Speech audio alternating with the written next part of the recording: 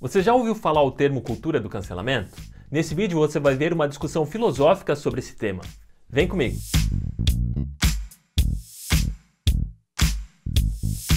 Seja bem-vindo ao canal básico de filosofia. Esse é o canal com conteúdo de filosofia voltado a estudantes de educação básica. Eu sou Rafael, professor de filosofia no ensino fundamental e no ensino médio. O cancelamento ele é associado às redes sociais, mais comumente ao Twitter. Então é quando você isola totalmente uma pessoa, você exclui essa pessoa, seja por algo que ela falou ou pelo que ela fez, e que é considerado um erro grave. Então isso vira um ataque à reputação virtual da pessoa. O cancelamento é uma devastação pública do discurso. Você pode ser cancelado por algo que você falou, uma opinião divergente que você deu, ou até mesmo uma piada de mau gosto. Então, é também um comportamento de um grupo que exclui ou isola totalmente uma pessoa porque ela tem uma opinião diferente da opinião majoritária. Você tem que estar ciente que cancelar é diferente de discordar. A origem do cancelamento, tal como nós concebemos hoje, era uma forma de chamar atenção para pautas específicas de preservação ambiental e de causas de justiça social. Então, era uma forma de fazer pressão política para que algumas ações sejam tomadas por empresas ou pessoas reconhecidas no meio. Mas o cancelamento sempre existiu? Se nós formos pensar o cancelamento como uma forma de silenciamento de alguns grupos da sociedade, ele sempre existiu, algum silenciamento de grupos minoritários. Se você fizer um retrospecto histórico e pensar no silenciamento de alguns grupos, vamos na Idade Média. Na Idade Média, com a prática da Inquisição, também era uma forma de silenciar alguns grupos. Se você for pensar linchamentos em praça pública, também é uma forma de silenciar alguns grupos. E é uma forma de fazer um policiamento, um patrulhamento.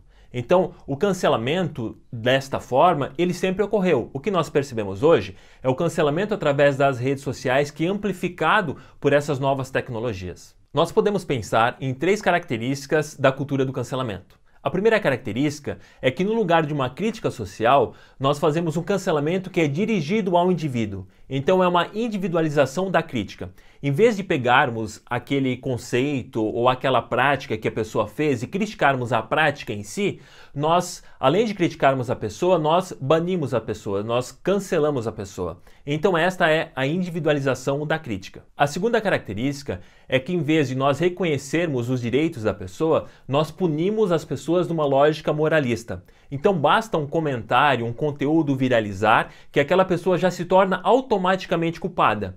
Mesmo que ela depois tenha um processo jurídico e que é inocente, mas o estrago já está feito. A terceira característica é que, ao contrário da possibilidade de mudança e de aprendizado, nós fazemos meio que um essencialismo atemporal. Então nós pegamos um comentário de muitos anos atrás e nós presumimos que a pessoa tem a mesma ideia. E aí vem toda aquela manada para cancelar aquela pessoa ou o que ela disse nas redes sociais. Então, em vez de nós pressupormos que as pessoas podem mudar de ideia, nós pegamos aquele fato isolado, algo que ela falou, e aí nós viralizamos aquele conteúdo. Essa é uma prática também que acontece muito. Nós podemos pensar em 4 impactos dessa cultura do cancelamento. Então, o primeiro impacto é um julgamento precipitado. Às vezes, o cancelamento acontece sem que a pessoa tenha o direito de resposta. Então, pela própria dinâmica das redes sociais, pela rapidez que um conteúdo, um comentário pode viralizar, aquela pessoa já é automaticamente cancelada e anulada sem que ela possa se defender daquilo que ela fez ou daquilo que ela disse. O segundo impacto é que essa vigilância do discurso faz com que as pessoas falem para agradar, por medo do cancelamento. Então, as pessoas que têm uma opinião divergente daquela opinião majoritária, elas tendem ao silêncio, justamente com medo de serem canceladas por algo que elas falarem nas redes sociais.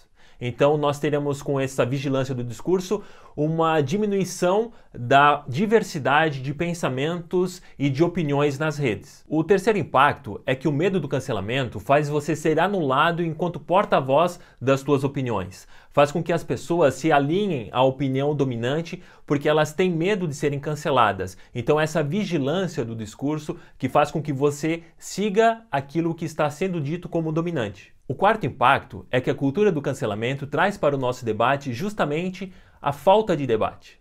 Então, o cancelamento que originariamente foi feito para dar voz a grupos específicos, a grupos minoritários, hoje ele está perdendo a sua complexidade.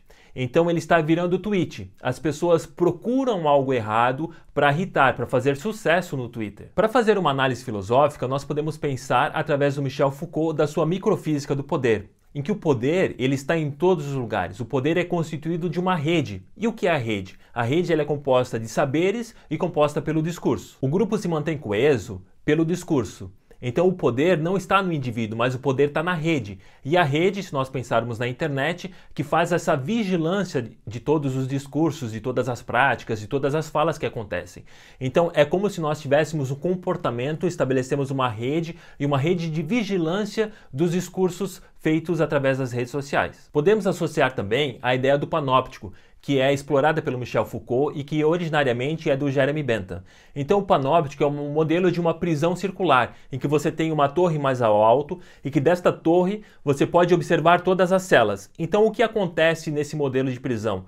Os prisioneiros eles começam a se auto-vigiar. Por quê? Eles nunca sabem um instante em que eles estão sendo observados. Então acontece um movimento de autocontrole. É mais ou menos isso que pode acontecer através do cancelamento. Por quê? As pessoas elas começam a se vigiar e começam a se controlar até antes mesmo de exporem as suas opiniões, de exporem as suas ideias. Então esse é um dos impactos que essa cultura do cancelamento pode ocasionar. As pessoas repensarem, pensarem duas vezes antes de falar alguma coisa ou de expressar uma opinião que seja divergente da opinião majoritária. Eu deixo aqui de indicação 2 episódios de Black Mirror para você assistir e fazer essa leitura através desse olhar do cancelamento.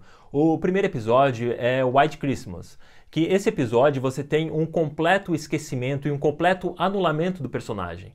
O outro episódio é White Bear, em que nós temos uma perseguição daquela pessoa que é anulada e a anulação ela nunca é esquecida. Aquele comum ditado que a internet nunca esquece.